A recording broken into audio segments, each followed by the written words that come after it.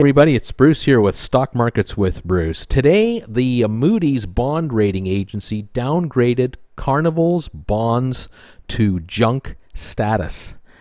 And I'm going to explain in this video what that means, why this is really important, and in general, I'm going to tell you how bonds work in the corporate market and government market. And I'm going to try and do it in 6 minutes or less. Thank you for subscribing to my channel, giving my videos thumbs ups. I really appreciate it. I love your comments too. Also, if you get a chance, check out my other channel called Traveling with Bruce. And we talk about cruise ships over there all the time. And you're welcome to join me over there anytime you want. Say hi to me. All right, let's get into this. Moody'S is a firm in New York that rates bonds. They look at a corporation, they look at governments, and they give a rating to how solid an investment a bond is. Now, different firms do this. Fitch, S&P, and Moody'S. Look at this chart that I've showed you here. You can see that the top level bond is a triple A. In the case of Moody'S, it's a big capital A with two small A's. And the riskier the bond is, the lower the rating gets. And in the case of Carnival, if you look at Moody'S, which is the third column from the left, Carnival today reached a BA2 rating, and that is that line under BA1 and below, that is junk status, and that is bad news. Now, this chart here shows you up until 2018-19 the total corporate debt out there. And the little line at the very top, the blue line, that is AAA. Then the red bar, that is AA bonds. The orange one is A-rated bonds, and so on. None of these are, the very bottom line, and I guess double B and below would be junk bonds. So the black bar going across and below would be junk. And you can see that the junk bonds are about $1 trillion. And the rest of the bonds are about another $7+ trillion. Yes, I said trillion, folks. Can you believe that?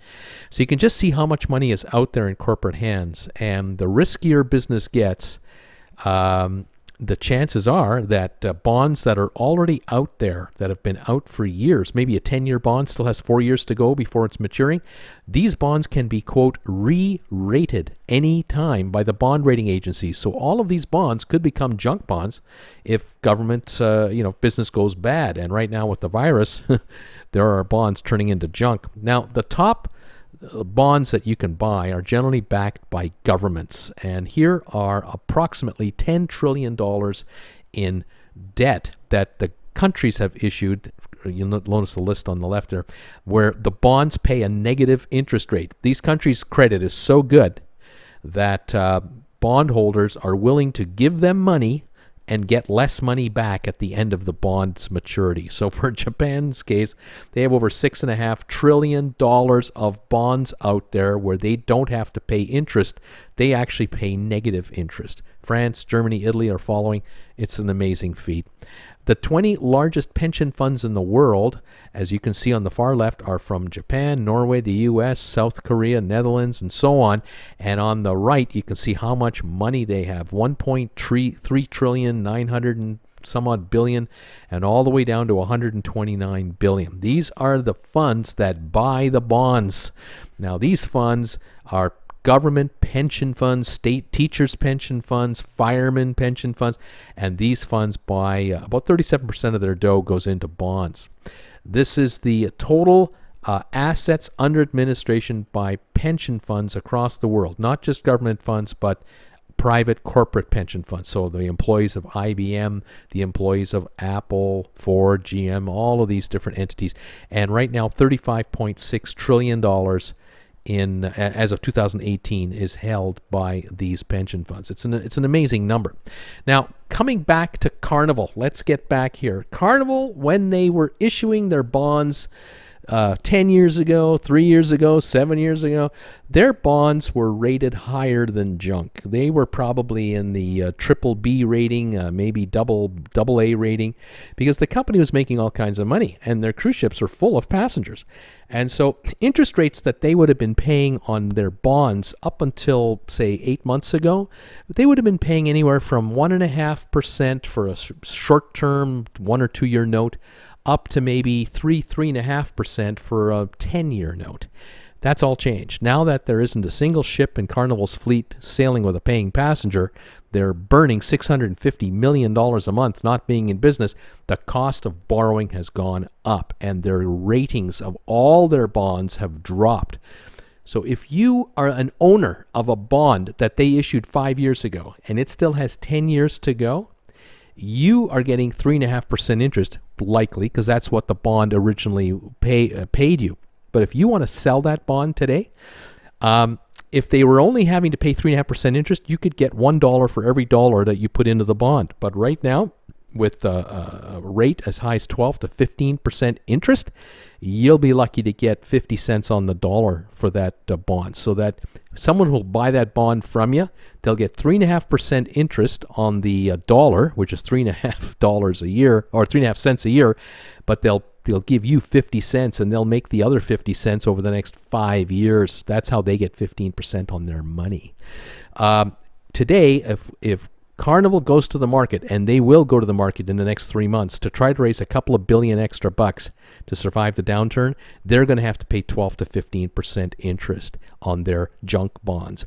But those giant pension funds for the teachers and firefighters and government pension funds will not buy junk bonds. They don't buy junk. They only buy the good stuff, the high-ranking bonds. So Carnival is out of commission when it comes to trying to raise money from very rich lenders, which would be pension funds from countries and major corporations. There are also mutual funds out there that will not invest or hold junk bonds as part of their portfolio. Conversely, there are pension funds that only buy junk bonds. That's all they buy. They look for high-yielding bonds. They're prepared to take a higher risk. They sell that risk to their customers, their investors. Their investors are prepared to take a bigger chance but get a higher yield on their money. The bond business is bigger than the stock market business. There is more money in the bond market than virtually anything else, except perhaps for country currencies. And it is a fascinating business which is constantly fluctuating. And at the mere hint of a problem, bond ratings will immediately jump in and start re-rating countries' bonds, corporate bonds, everything. And that's what happened today with Carnival. It has become apparent that the company will not be sailing for quite a bit of time. The cruise lines have delayed recruising until at least September the 15th, and that's being optimistic. A lot of these cruise lines won't be sailing until next year. And so the bond rating agencies are taking a more pessimistic view of these companies' creditability. And so Royal Caribbean and Norwegian and all the other cruise lines may find that their bonds will be re-rated as junk bonds as well.